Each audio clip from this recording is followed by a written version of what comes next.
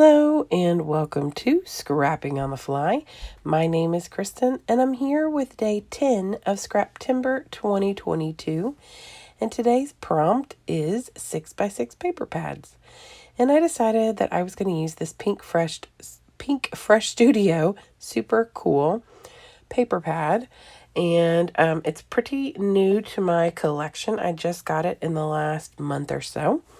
And I am going to use that to fill up my page with 6x6 papers. I'm going to document this picture of my daughter and my son on their first day of school in 4th and 11th grade. I have some stash that I brought in from the Dream On collection, from the Best Day collection, as well as these rainbow sentiments my friend Anna sent me from Peacecraft Love. And the good thing is the majority of these colors really go well even from one collection to the other. And then I also have my Tim Holtz Distress Tool because I plan on using that to distress my papers. So I am excited to see how this turns out because I'm pretty new to Pink Fresh. So I have my papers, my embellishments, my picture. So let's see how this goes.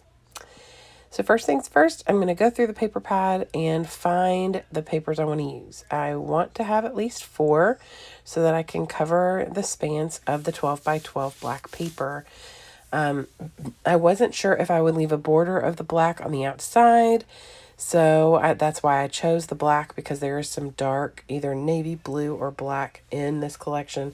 Plus, it looks like the writing is black, like in some of the ephemera and things that I'm going to use. So I end up finding 8 papers that I want to use. So there are 2 of that green stripe, and there are 2 of, I considered using that right there as my other background, but changed my mind and pulled out these 2 pink grid papers.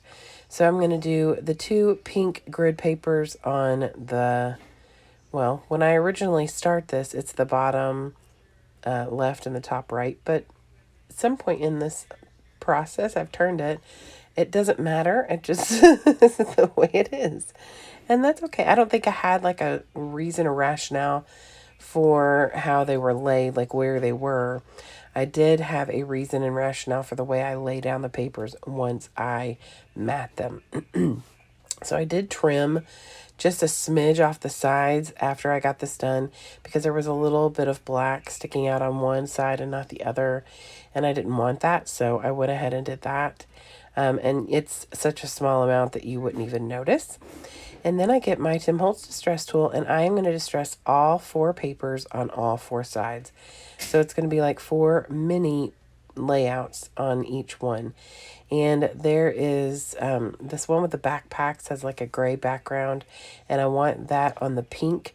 And then I want the ones that are white, more white, on the green. So it's more like the icons are on the pink and the words and things are on the gray or the green. So I love these papers. They're so neat and they're different, but they're obviously go well together since they're in the same collection. And I love the way that they look. Like I said, it looks like 4 layouts laying down, but I'm only using 1 picture. So I had to determine where I wanted to put them.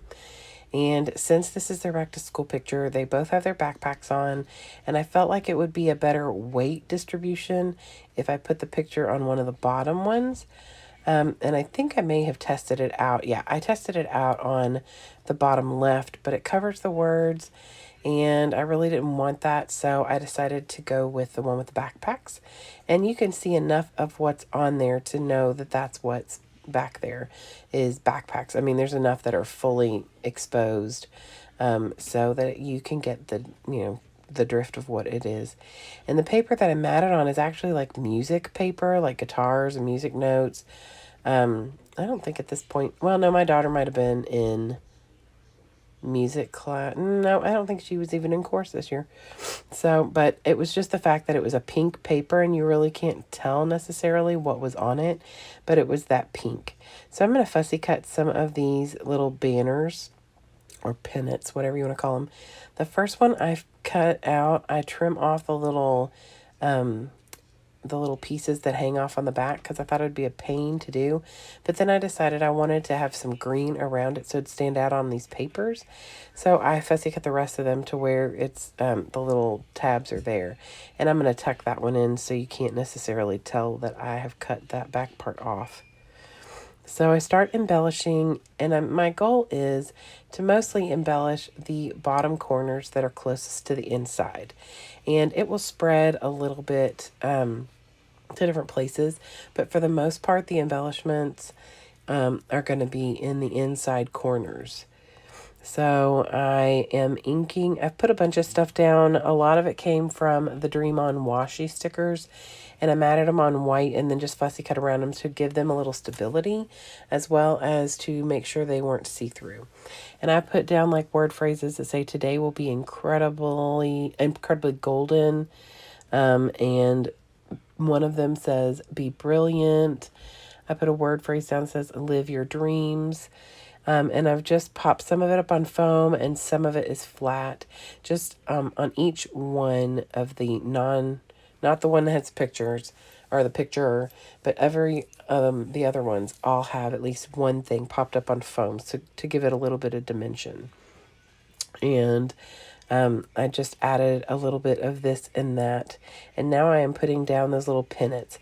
And I used the ones that I felt were fitting. One says yay, one's got a backpack, one had a cell phone, one had a thumbs up says like, one's got like a little heart bubble, nice, cool, life's a ride, and then a little sunshine and some hearts.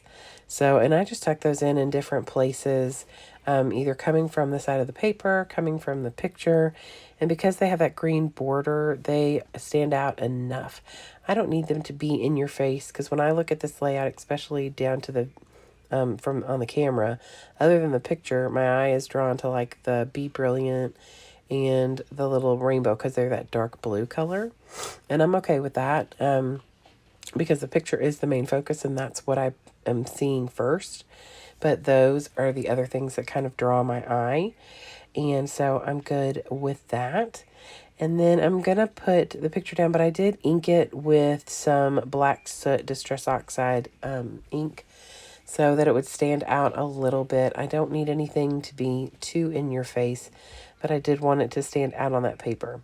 And then I pull some of the chipboard flair from the Best Day collection, and I actually didn't even notice when I was looking to see if these would work for me. This one says first day. Well, hello, I had to use it. I didn't mind that it was pink. I've already got some pink on this layout. My kids don't mind pink at all. I gotta use pink on everybody else since I can't use it. I'm my best friend. So I put a little camera up on that top right one. I put a little heart on the top left one. I have a little house on the bottom left, and then I use that Best Day and add that over there too. Just to kind of even out the weight distribution for everything. I want to make sure that if the clusters weren't really tight, like up on the top right one where it spreads across where that title phrasing is, I wanted to make sure that one area was more heavily weighted than the other. And so that's why I've got everything over there towards the right side where that little word phrase that says today will be incredibly golden. Now, I decided to use my actual title from this Rainbow Sentiments, and these are mostly what I would assume need to go in like a card, which I think is really cool. But I think some of these can totally go as a title for a layout. And so this one says, have gratitude for how you have grown. And I thought that was perfect for the first day of school for my kiddos going into 4th and 11th grade. So I use that. I did like check a few different ones out. I had like a happy day. And I guess I could have used best wishes because they're going off. You are amazing. And I think I had one other one on there that here's to you. So I looked at those and kind of auditioned them down there. But I just like the have gratitude for how you've grown. It seemed more fitting. And I inked that with the same Black Soot. And then I pulled some Park Lane enamel dots that went pretty well with this collection. And there is in some pinks and blues. And then after I use some of those up, I find some gray from my Paper Studios collection to go down there. And it's a little bit darker than the gray that is going on in this collection, but that's okay. And then finally, I finish it off with one of the Fancy Pants Design Bloom and Grow, and that's like in a mustard yellow, and it matched really well with this collection. So here are the close-ups. I really do love how this turned out. I think it's fun. I don't do enough of these 6x6 layouts like this, so that's why I really love these challenges and prompts, because it encourages me to try something that I either have never done, haven't done much, only do during these kinds of challenges, or just forget that I enjoy doing. So it is an awesome way to come out of your comfort zone and try new things. So I hope that you all will join us in Scrap Timber.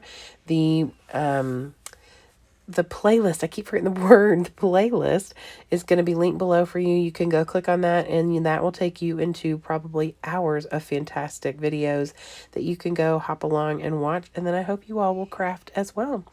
So I'd love to see you again tomorrow for day 11. Have a great day and happy scrapping.